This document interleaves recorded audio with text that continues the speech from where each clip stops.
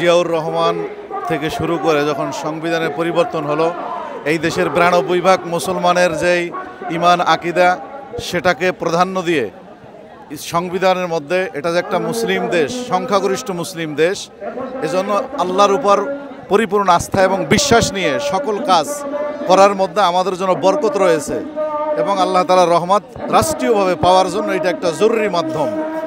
এই সুদীর্ঘ 50 বছর পর্যন্ত এই সংবিধানের মধ্যে আল্লাহ তাআলার উপর পরিপূর্ণ আস্থা এবং বিশ্বাস এটা প্রতিষ্ঠিত ছিল। এটা নাস্তিকদের প্ররোচনা অথবা বিধর্মীদের ইন্ধনে আল্লাহ তাআলার উপর পূর্ণ আস্থা বাদ দিয়ে এখানে শিরিকের মতো জঘন্যতম অন্যায় এবং অপরাধ, যেই শিরিক করলে মানুষ আর মুসলমান থাকে না, 92% মুসলমানের দেশে জাতীয় পর্যায়ে এই শিরিককে অন্তর্ভুক্তি করা হয়েছে। অতএব এদেশের 92% মুসলমানরা শিরিককে যেভাবে ঘৃণা করে, সংবিধানের এই বহুত্ববাদকে সমপর্যায়ের ঘৃণা করে প্রত্যাখ্যান করছে। বহুত্ববাদ মানে হলো এটা আল্লাহ তাআলার উপর যে পূর্ণ আস্থা, এটার এগেনিস্টে বিপরীত একাধিক স্রষ্টা মানা। এটা বলতে গেলে এক পর্যায়ে রামরাজ্য, হিন্দু রাজ্য কায়েম করার ষড়যন্ত্র। এটা তো একটা গণতান্ত্রিক দেশ, গণতন্ত্রের ডেফিনেশনই হলো সংখ্যাগরিষ্ঠ মানুষের জন আকাঙ্ক্ষাকে বাস্তবায়ন করা।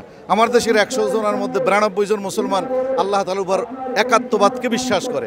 অতএব গণতন্ত্রের দৃষ্টিতে তাকাইলো বাংলাদেশের সংবিধানে একাত্মবাদী থাকবে, এটাই বাস্তবতা। পুরো পৃথিবীর সার্বভৌমত্ব ক্ষমতা একমাত্র আল্লাহ তাআলার।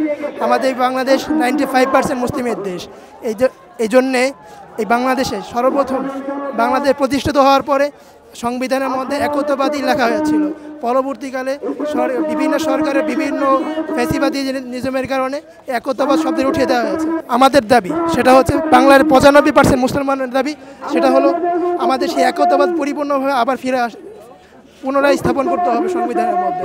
আপনি যদি একত্ববাদ পরিবর্তে বহুত্ববাদ যে শব্দটা ঢোকান, তাহলে এখানের মধ্যে অন্যান্য যত মতবাদ যেগুলো আছে, যেগুলো ইসলামের সাথে যেগুলো যায় না, ইসলামের সাথে যেগুলো সাংঘর্ষিক, সেগুলো ঢোকার যথেষ্ট পরিমাণ সম্ভাবনা থাকবে।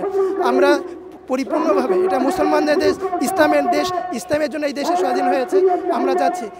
আমরা চাচ্ছি আবার একাত্মবাদকে সংবিধানের মধ্যে পুনরায় স্থাপন করার, এদেশের মুসলমানদেরকে, ইভেন এদেশের যত মানুষ আছে তাদেরকে শান্তি শৃঙ্খলার সাথে, ইভেন নিজের ধর্মকর্মের সাথে শান্তি শৃঙ্খলার সাথে বসবাস করতে পারে। সেই জন্য একত্ববাদ আমাদের এইখানের জন্য অতীব জরুরি।